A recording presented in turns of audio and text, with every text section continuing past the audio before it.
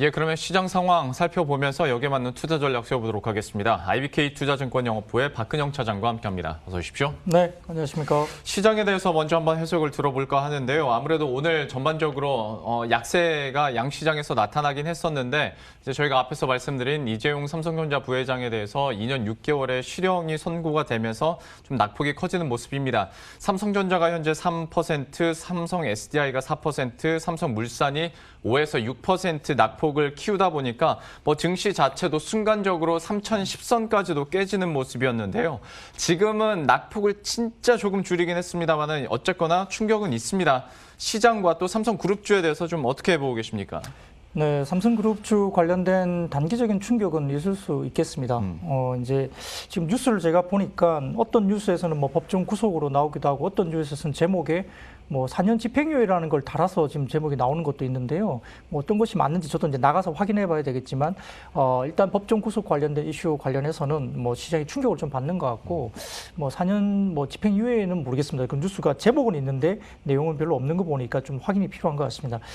일단 센티적으로는 이제 시장의 주도를 끌고 왔던 것이 삼성전자발 반도체 빅사이클과 그와 관련된 낙수 효과 관련해서 비메모리 쪽 관련된 파운드리 업종과 관련된 쪽이 상당히 좋았고요. 하이닉스도 마찬가지로 그런 빅사이클 관련된 이슈를 탔기 때문에 괜찮았습니다.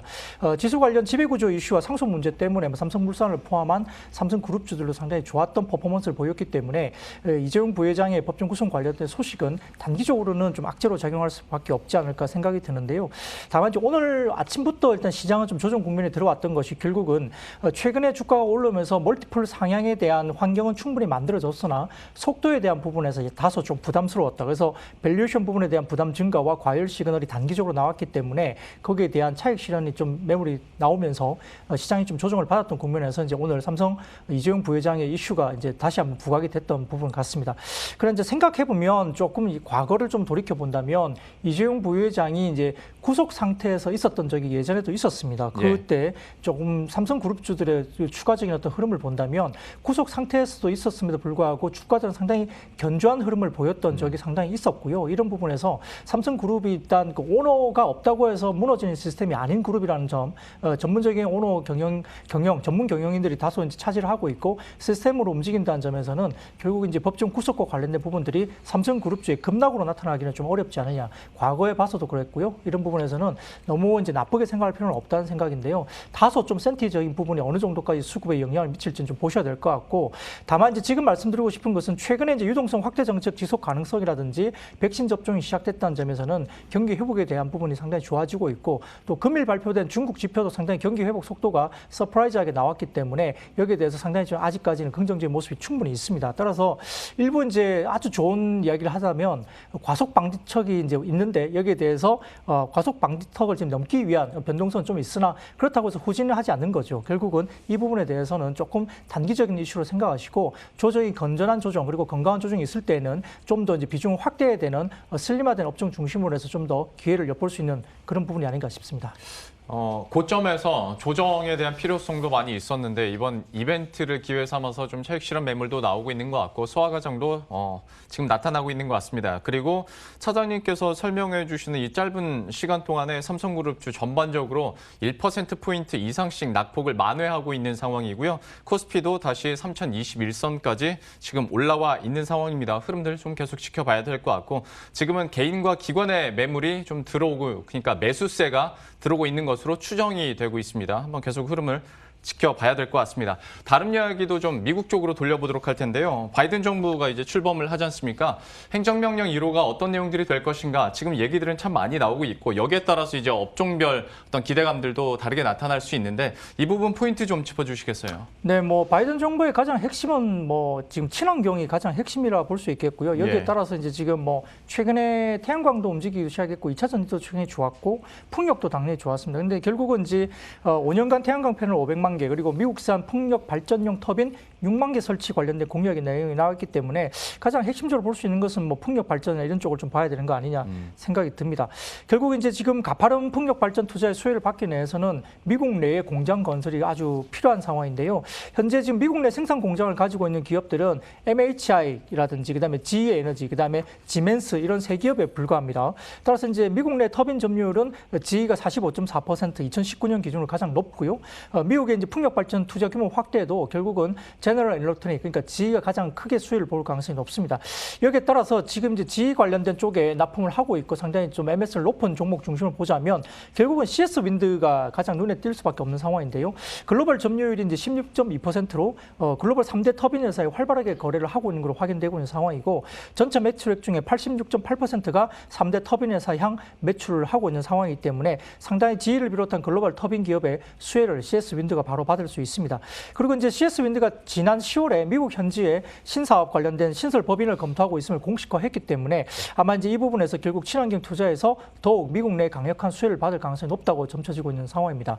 두 번째로 결국 이제 CS 윈드도 자회사이기 때문에 CS 베어링의 매출이나 이런 부분도 저희가 볼 필요가 있는데 CS 베어링 같은 경우는 북미 매출이 85.6%를 차지합니다. 그리고 미국의 풍력 베어링 중에 CS 베어링의 점유율이 40% 육박하기 때문에 이러한 그 트랙 레코드가 있는 상황에서 미국의 관련된 시장 확대에 대한 베어링 매출에 대한 확대감이 커질 수 있기 때문에 아마 CS 베어링 정도까지도 주목을 할 필요가 있겠습니다. 예.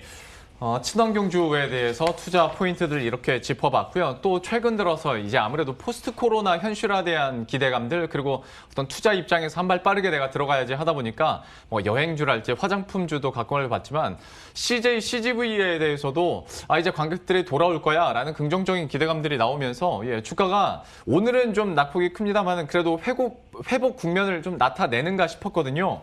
이 종목에 대해서 아직은 이른 것인지 아니면 좀 긍정적으로 보시는지 어떻게 판단하십니까? 네, 코로나 사태 이후로 바닥권에서 보자면 지금 항공주는 엄청나게 올라와 있고요. 그렇죠. 그다음에 지금 전체적으로 그 여행사 같은 경우를 보시자면 매출이 거의 99%나 급감하고 뭐 문을 닫을 정도 지경인데 주가 부분은 바닥에서 엄청나게 올라와 있습니다.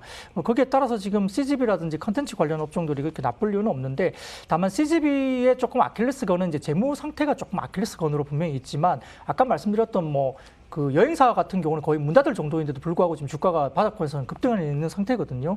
카지노 업종도 마찬가지고 그래서 이제 이런 부분에서 CGCB 같은 경우는 일단 재무 상태를 차치하고 전반적인 지금 흐름에 대한 부분을 좀 분석해 본다면 지난 4분기가 바닥 시그널을 일단 나왔습니다. 4분기 전국 관객 수가 CGV가 지금 970만 명 정도 나왔는데요. 가장 낮았던 2분기에 636만 명보다 개선됐고요. 성수기인 3분기보다는 약간 감소한 것으로 보입니다. 다만 이제 지금 3분기보다는 4분기가 조금 감소한 이유는 4분기에 이제 개봉작이 거의 없었기 때문이고요. 3분기에는 좀 코로나 사태가 약간 주춤해지면서 일부 헐리우드 개봉작이라든지 국내작 개봉이 일부 됐기 때문에 3분기에 좀 좋았던 것으로 보입니다. 지금 최근에 중국 같은 경우는 지난 3분기부터 극장 재개관되면서 빠르게 회복 중에 있는데요. 작년에 2분기에는 비효가 0%였지만 지금 이제 3분기에는 저 60억 위안 정도까지 올라왔고요. 그리고 지난 4분기에는 120억 위안까지 달성이 됐습니다. 특히 올해 1월 15일 기준의 비효 같은 경우는 23억 위안을 빠르게 돌파하면서 이미 2020년 1월을 상회하는 모습을 보이고 있기 때문에 작년 YOY로는 상당히 좋은 모습을 중국에서 지금 보여주고 있는 상황입니다. 따라서 이제 2000년도 작년에 관객 수가 코로나 영향 때문에 직전 5개년 평균의 약 27%인 6천만 명 정도로 이제 마무리가 작년에 됐습니다만 올해 관객 수는 약 1적 4명 정도로 작년 대비 140% 정도 성장할 것으로 전망되고 있고요. 직전 5년의 평균의 약 65%까지는 올해 올라올 것으로 추정이 되고 있는 상황입니다. 근데 이제 반면 여기에 대해서도 조금 다르게 볼 수 있는 게 지난 11월에 티켓 가격을 평균 1,000원을 인상을 했습니다. 아마 이제 뭐 메가박스도 이미 먼저 인상을 했기 때문에 CGV도 인상을 했고요. 여기에 따라서 힘든 상황에서 비용 절감까지 되면서 고정비인 인건비가 약 사이트당 판관비가 전체적으로 약 최근 5년간의 절반 수준까지 판관비를 떨어뜨려 놨기 때문에 비용을 상당히 구조조정을 많이 해놨습니다. 따라서 매출이 관객 수가 65%까지만 올라오더라도 영업이익으로 본다면 상당히 평년 정도까지는 올라올 수 있는 영업이익을 구가할 수 있는 구조를 만들었다는 점에서는 상당히 이익에 대한 부분에서 회복에 대한 전망이 긍정적으로 볼 수 있겠습니다. 또한 4분기에는 없었던 그러니까 개봉작이 없었기 때문에 가지 못했고요. 텐트폴 개봉작이 있다면 충분히 영화를 볼 수 있다고 저희가 볼 수 있기 때문에 결국 최근에 보면은 소울이라든지 애니메이션이죠. 그다음에 킹스맨 퍼스트 에이전트라든지 블랙 위도우, 그다음에 007 노 타임 투 다이, 그다음에 보스 베이비 2, 분노의 질주 시리즈 더 얼티메이트라든지 상당히 개봉작 텐트폴 그러니까 대작들이 지금 올해 상반기에 개봉 예정이 되어 있기 때문에 코로나 사태의 변수 변수가 없다면 아마 상반기에 개봉을 한다면 분명히 가시적인 실적 상향이 충분히 있다는 점에서는 긍정적으로 접근 가능하겠습니다. 예, 역시 좀 장기적으로 봤을 때는 긍정적인 모멘텀들이 좀 남아있다라고 평가를 해줬고요. CJ CGV에 대해서도 역시 장기적 관점에서 긍정적인 투자 의견 이렇게 주셨습니다. 건설주도 좀 들여다보도록 할 텐데요. 한창 주택 공급 확대 기대감으로 막 오르다가 약간은 고점에서 보합을 기록했는데 또 오늘 있었던 문재인 대통령의 신년 온라인 기자회견에서 어떤 특단의 공급 대책을 내놓겠다라는 뉘앙스가 나오다 보니까 여기에 대해서 오늘 건설주들 다시 한번 또 반응을 하는 종목군들이 있습니다. 좀 여기에 대해서 현재 자리에서 투자 의견을 좀 어떻게 갖고 계십니까? 네, 명백하게 최근에 시장의 그 트레이딩 컨셉은 인플레이션의 플레이를 건다는 거거든요. 예. 그리고 인플레이션 플레이를 한다는 것은 결국 건설주라든지 이 소재, 산업재 이런 쪽에 상당히 좋을 수밖에 없는 구조입니다. 따라서 최근 들어서 이제 뭐 화학이 먼저 이제 시작을 했었고요. 그다음 자동차라든지 철강, 조선, 그다음에 건설 이렇게 가는 소재 산업재 경기 민감 업종에 대한 플레이가 충분히 되고 있는 상황이기 때문에 건설주 전략은 좀 더 긍정적으로 볼 수 있는 상황인데 지난 4분기 같은 경우는 국내외와 여러 가지 개선되는 해외 시장이 상당히 좋을 것으로 보고 있는 상황이고요. 단지 이제 현대건설 대형주 중에서 현대건설이 다소 좀 부진한 부분이 있을 수 있겠지만 그럼에도 불구하고 4분기가 해외 수주에서 큰 성과를 지금 그 각 건설사마다 내고 있습니다. 삼성 엔지니어링과 멕시코 도스포가스 관련된 4.1조 원짜리 그리고 현대건설과 이라크 바스라 정유공장 고도화 설비가 2조 원 그리고 대우건설과 이라크 알포 신항만이 2.9조 원 그리고 GS 이니마와 그다음에 오만 해수 담수와 관련된 그 수주가 2.3조 원 등의 대형 수주가 연이어 4분기에 발표가 됐습니다. 따라서 굉장히 부진했고 어려웠던 해외 수주가 돌아오면서 이쪽에서 턴이 되고 있는 상황이고요. 국내 건설 주택 같은 경우는 상당히 좋을 수밖에 없습니다. 지금 문재인 대통령께서도 오늘 이야기를 했지만 특단의 대출을 이야기하겠다. 결국은 지금 이제 굉장히 좀 옥죄던 어떤 대출이나 이런 부분들보다는 공급우선으로 가는 쪽이 좀 방향이 정해진 것 같고요. 변창흠 그 후보자가 일단 들어오면서 전체적으로 대형 건설사 국내 주택 상당히 좋을 수밖에 없는 공급우선 정책으로 좀 변하는 것이 아니냐 볼 수 있는 상황입니다. 따라서 최근에 이제 국내 공급 관련된 부분에서 아마 전체적인 부분에서는 아마 작년 같은 경우에 매출 총이익이 국내 건설에서 약 건설사들이 80% 비중까지 올라왔는데요. 아마 올해도 청약시장 호조와 더불어서 국내 주택시장 관련된 공급이 굉장히 호조를 띨 가능성이 높기 때문에 여기에 대한 부분도 긍정적일 수 있습니다. 따라서 이제 종목을 좀 본다면 단기적으로는 좀 올라와서 약간 부담스러울 수 있겠지만 추세가 여력은 충분히 가능하다 볼 수 있겠고요. 멀티플 상향 조정은 충분히 가능하다 볼 수 있습니다. 따라서 이제 지금 ROE가 개선되고 있고 그다음에 이제 관련된 해외 리스크가 낮아지면서 추가적인 어떤 해외 리스크의 수주 성과가 나타오는 상황에서 국내 신사업 관련된 주택 부분의 공급이 여전히 활발하게 움직인다는 점에서는 긍정적이고요. 종목으로 본다면 우선 이제 조금 4분기가 부진할 것으로 예상되고 있는 현대건설도 나쁘지 않다. 왜냐하면 올해 수주가 양호하고 올해 분양 물량도 크게 늘어날 가능성이 높고요. 최근 피어 그룹 대비 이제 피어 그룹들이 주가 급등을 했기 때문에 상대적으로 현대건설이 4분기 부진 때문에 조금은 멀티플이 낮게 거래되고 있어서 상대적으로 좀 매력적이다 이렇게 말씀드릴 수 있겠고요. 그럼 GSL 같은 경우는 이제 GS건설이 국내 정비 사업에서 두각을 굉장히 많이 나타나고 있기 때문에 지금 굉장히 수혜주로 이야기되고 있어서 모양이 좋습니다. 또 여기에 따라서 타사 대비 신사업이 성공적으로 자리 잡았다는 것 때문에 탑픽으로 GS건설도 이야기되고 있으니까 두 종목 눈여겨보실 필요가 있겠습니다. 현대건설과 GS건설 눈여겨볼 필요가 있겠다. 건설주에 대한 투자 의견과 전략 이렇게 얘기를 들어봤고요. 아무래도 뭐 지수 자리도 자리이고 또 이벤트들이 있기 때문에 좀 낙폭을 키우면서 조정을 받고 있는 양상이 이어지고 있는데 현재 시장 같은 분위기에서는 좀 투자 전략 어떻게 짜야겠습니까? 근데 이제 실제 그 미국 시장의 흐름을 좀 보자면 그 다우나 S&P 같은 경우는 지금 조정이 나오고 있습니다. 예. 그게 왜냐하면 대형 IT들의 조정이 나오고 있기 때문에 그러하고요. 그럼에도 불구하고 좀 특이한 이유는 나스닥 관련된 대형 IT는 조정을 받고 있지만 러셀 2000 지수 그러니까 중소형 스몰캡 2000 지수에서는 또 IT들이 굉장히 강세를 나타내고 있는 상황이고요. 여기에다가 지금 말씀드렸던 인플레이션 플레이가 들어가면서 특히 이제 에너지 관련된 섹터가 상당히 좀 나스닥 쪽에서도 그 러셀 2000 쪽에서 상당히 좋습니다. 따라서 미국의 특징을 본다면 러셀 2000 중심의 스몰캡 중심 그리고 스몰캡 중에서도 IT와 그다음에 인플레이션 관련된 소재 산업재 쪽이 상당히 좋아진다는 부분에서 우리가 조금 이야기를 할 수 있겠고요. 따라서 이제 말씀드렸던 중소형주 플레이 그리고 인플레이션 플레이가 아직까지는 충분히 가능하다 보면서는 반도체라든지 특히 이제 지금 파운드리 관련해서는 지금 없어서 못 파는 구조다라고 이야기 계속 나오고 있기 때문에 향후에 파운드리 관련된 투자가 계속적으로 강하게 나서서 없다는 점에서는 비메모리 관련된 장비라든지 이런 쪽에 수주 산업 관련된 쪽도 중소형주 업종도 좀 보셔야 될 것 같습니다.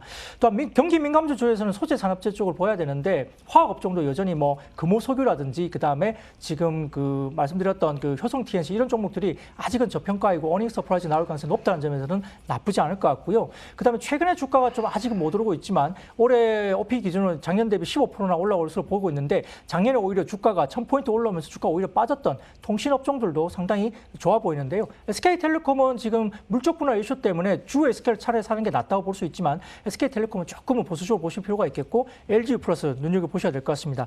예탁금 관련된 이슈를 좀 말씀드리자면 지금 시장에서 지금 74조 원 이상 올라왔던 예탁금이 얼마나 갈 건가. 지금 국내에 지금 그 파생되는 여러 가지 펀드 플로우라든지 이런 것들을 해지해서 넘어올 수 있는 자금은 1차적인 목표 타겟은 아마 85조 원까지 충분히 가능하다 이야기 들어오고 있고요. 지금 아마 예탁금 100조 시대가 충분히 올 수 있다는 이야기들이 많이 들어옵니다. 전반적으로 지금 아직까지는 갈 돈이 흘러갈 돈이 지금 주식시장으로 좀 더 올 수 있고 거기에 따라 이제 올해 상반기 내에도 상당히 그 IPO 대여들이 굉장히 많이 들어옵니다. 작년에도 빅히트라든지 일부 IPO 대여들이 들어오면서 예탁금이 굉장히 급증을 했었는데 올해도 IPO 대여가 상반기에도 굉장히 몰려있기 때문에 여기에 따라서 고객 예탁금이 또다시 증정한다면 그 개인들의 어떤 시장에 대한 영향이 굉장히 커질 수밖에 없고요. 기관들이 많이 팔았고 외국인도 만약에 원화 강세라든지 환율이 굉장히 좋아진다면 결국은 팔기보다는 살 수밖에 없다는 점에서는 수급이 그렇게 부담스럽지는 않다는 점에서 단기 조정 이후에 들어올 수 있는 부분이 있기 때문에 아마 지금은 비중을 좀 늘릴 수 있는 업종 중심으로 좀 눈여겨보면서 비중 확대 기회로 보셔야 될 것 같습니다. 현 구간에서의 투자 전략, 포트폴리오 포인트들 함께 짚어봤습니다.